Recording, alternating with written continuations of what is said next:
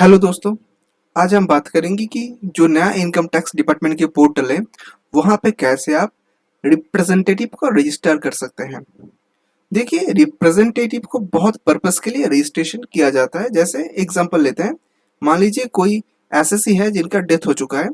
अब वो अपना रिटर्न फाइल जब लगाने जाएंगे तो वो उनका तो डेथ हो चुका है, तो वो तो खुद से अपना फाइल लगा नहीं सकते। उस केस में जो उनका लीगल हेयर है वो on behalf of the disease person authorised representative के हिसाब से अपना इनकम टैक्स रिटर्न फाइल करेंगे।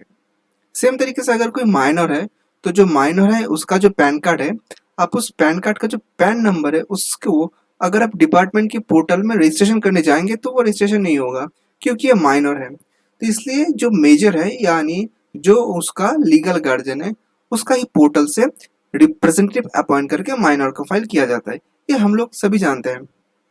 जो हम लोगों का पुराना इनकम टैक्स डिपार्टमेंट की वेबसाइट थे वो बहुत ही यूजर फ्रेंडली थे और वहाँ पे रिप्रेजेंटेटिव अपॉइंटमेंट करने के लिए जो प्रावधान थे वो बहुत ही सिंपल थे।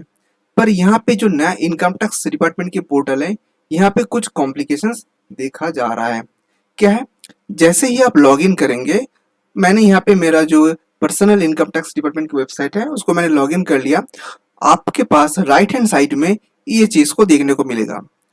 अक्सर हम लोग इस चीज को स्किप कर जाते हैं पर आपको इस चीज को गो थ्रू करना है। देखिए यहाँ पे लिखा है update profile to avail following services, यानी कि अगर आप अपना जो प्रोफाइल है उसको अपडेट नहीं करेंगे तो आप ये सारा फैसिलिटी को अवेल नहीं कर सकते हैं।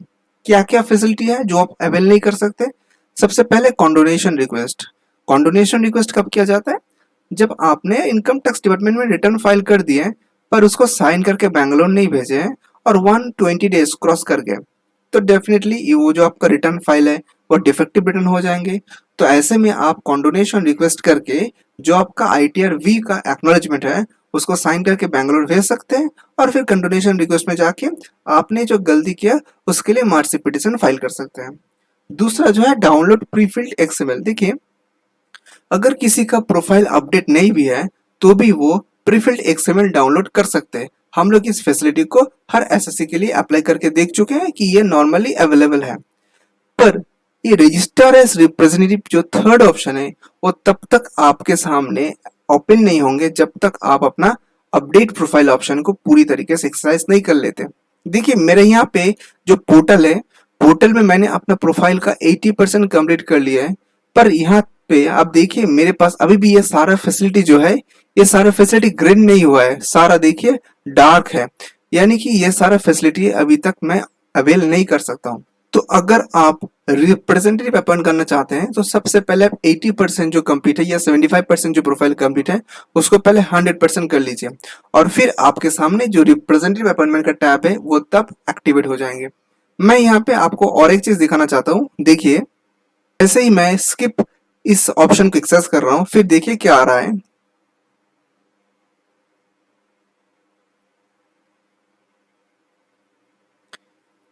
देखिए यहाँ पे डिपार्टमेंट की जो पोर्टल है वो पोर्टल ओपन हो चुकी है और यहाँ पे मैं जब जा रहा हूँ ई फाइल ऑप्शन में, उसका अंडर में इनकम टैक्स रिटर्न है।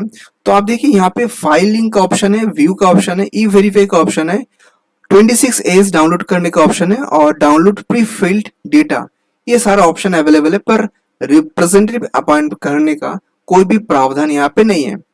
दूसरा जो इनकम टैक्स की फॉर्म है यहाँ पे भी हम लोग देख रहे हैं कि रिप्रेजेंटेटिव अपॉइंटमेंट करने का कोई भी चीज आपको फैसिलिटी नहीं है। अगला हम जाते हैं सर्विसेज टैब में, यहाँ पे भी रिफंड इशू का है, कंडोनेशन रिक्वेस्ट का है, ईवीसी जनरेशन का भी प्रावधान है, manage ITD reporting entity identification number ये भी है, डाउनलोड और व्यू ई पैन, ये सारा ऑप्शन है। पर यहाँ पे भी देखिए आप जो रिप्रेजेंटेटिव अपॉइंटमेंट करने का जो फंड है वो यहाँ पे एक्टिवेट नहीं हुआ है। पेंडिंग एक्शन में तो है नहीं, क्योंकि पेंडिंग एक्शन में हम लोग जानते हैं नॉर्मली वर्क लिस्ट रहता है, ई प्रोसीडिंग रहता है, कंप्लायंस पोर्टल रहता है, कंप्लायंस पोर्टल के अंदर ई कैंपेन, ई वेरिफिकेशन ये सारा रहता है।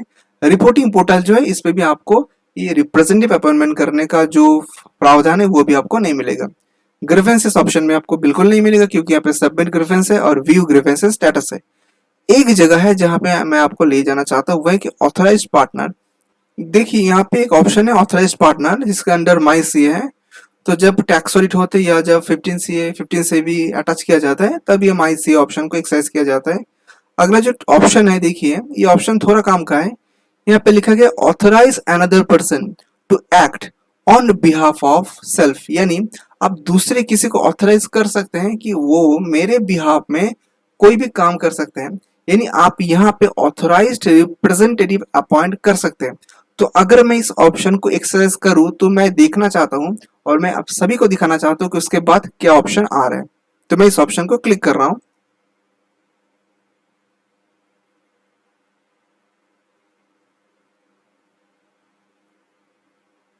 पोर्टल अभी भी डाउन है, देखिए पूरी तरीके से ये पेज जो है ओपन नहीं हुआ है। मैं इसको स्क्रॉल अप स्क्रॉल डाउन कर रहा हूं ताकि थोड़ा सा पेज जो है वो सही तरीके से ओपन हो जाए। अभी रात के 10 बज रहे, फिर भी देखिए आप अभी जो है पोर्टल अभी भी उतना फास्ट काम नहीं कर रहा है। देखिए यहाँ पे आ गया लेट्स गेट स्टार्टेड, तो इस पे क्लिक कर देता है। अच्छा, पहले एक चीज देख लेते हैं कि स्टेप क्या है। पहला स्टेप है ऐड ऑथराइज सिग्नेटरी, दूसरा है वेरीफाई रिक्वेस्ट, तीसरा है सबमिट रिक्वेस्ट। तो मैं लेट्स गेट स्टार्टेड में क्लिक करता हूँ। देखिए यहाँ पे एक्टिव 0 और इनएक्टिव 0 है और नीचे है ऐड ऑथराइज्ड सिग्नेटरी। तो मैं इस ऑप्शन को क्लिक करता हूँ ऐड ऑथराइज सिग्नेटरी में। अब देखिए यहाँ पे रीजन आपसे पूछा गया है। रीजन क्या है देखिए, absent from India, non resident, any other reason. तो इससे साफ हो जा रहा है कि जो नॉन रेसिडेंट है वो इस ऑप्शन को एक्सरसाइज करके ऑथराइज सिग्नेटरी अपॉइंट कर सकते हैं। पर मैंने जिस पर्पस के लिए इस वीडियो को आपके सामने प्रेजेंट कर रहा हूं वो है कि लीगल रिप्रेजेंटेटिव अपॉइंट करना। तो इस चीज से साफ हो गया है कि आप यहां से लीगल या ऑथराइज्ड रिप्रेजेंटेटिव अपॉइंट कर नहीं सकते, आप सिर्फ ऑथराइज सिग्नेटरी अपॉइंट कर सकते हैं। तो दोस्तों, आपके सामने ये वीडियो लाने का जो मेरा मकसद था वो ऐसा है कि अगर आप ऑथराइज्ड रिप्रेजेंटेटिव अपॉइंट करना चाहते हैं और आपको कहीं पे भी ये ऑप्शन दिख नहीं रहा है, तो इसका एक ही सोल्यूशन है, वो है कि आपको आपका प्रोफाइल जो है उसको 100% पूरी तरीके से आपको अपडेट करने होंगे और फिर फ्रंट पेज का जो ऑप्शन है वो आपके सामने ग्रीन हो जाएगा। फिर आप ऑथराइज्ड रिप्रेजेंटेटिव अपॉइंट कर सकते हैं। दोस्तों, मैं एक्सपेक्ट कर रहा हूँ कि मैंने अब तक आपको जो चीज बताया है वो आप क्लियरली समझ गए होंगे और ऐसे ही यूजफुल वीडियो के लिए आप मेरे चैनल को जरूर सब्सक्राइब कीजिए। और मैं आपको प्रॉमिस करता हूँ कि जब ये ऑथराइज्ड रिप्रेजेंटेटिव अपॉइंट करने का जो पूरा प्रोसेस है वो पूरा प्रोसेस मेरे सामने भी क्रिस्टल क्लियर तरीके से आ जाएगा, मैं अगला वीडियो में इस चीज को क्लियरली और डिटेल में आपको बताऊंगा।